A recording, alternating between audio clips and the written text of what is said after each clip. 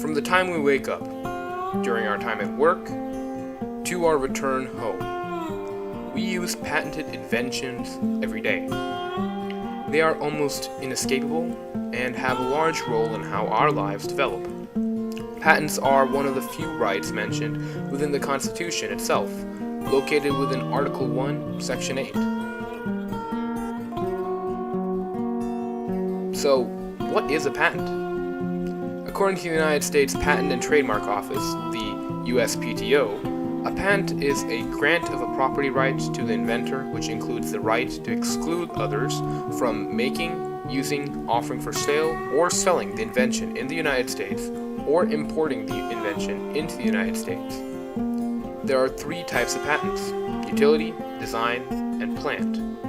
Utility patents are for any new and useful process, machine, article of manufacture, or composition of matter, or any new and useful improvement thereof.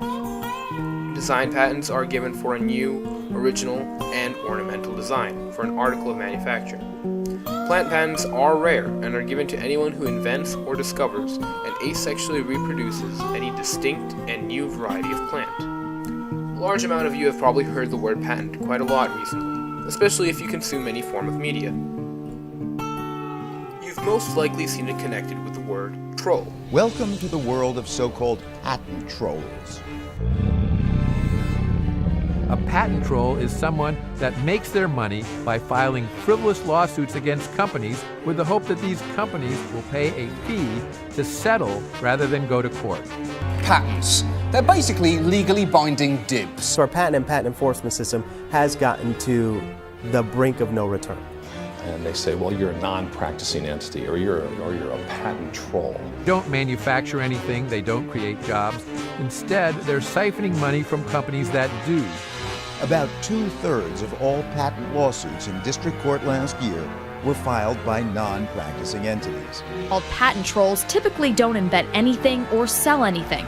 They simply buy patents and make their money by threatening lawsuits. In fact, of the 4,700 patent lawsuits filed in 2012, 3,000 were from these so-called patent trolls. The White House claims during the last 2 years, the number of lawsuits brought by patent trolls has nearly tripled. Research shows this type of litigation has cost investors an estimated $500 billion since 1990. So how exactly did we get ourselves into this mess? Almost a quarter of last year's U.S. patent cases were filed in this Eastern Texas federal court district, Marshall, Texas. Population 24,000. Teeming with mailboxes for patent troll firms. It's nothing more than legalized extortion. But what does the word patent troll mean? You may try to connect it with internet trolls, a fictional monster, or perhaps a practice in fishing.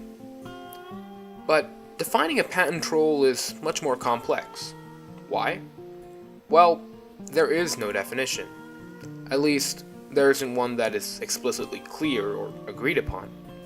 If you're like me, you may have read somewhere online that a patent troll is some malicious company that amasses patents and begins to go after anyone they can to make a profit.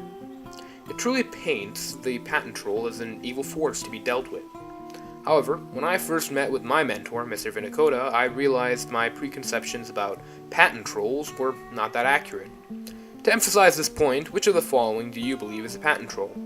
A large corporation like GE or Google, a startup company, a holding company, or a university like UT Austin? The answer is all of them, depending on who you ask.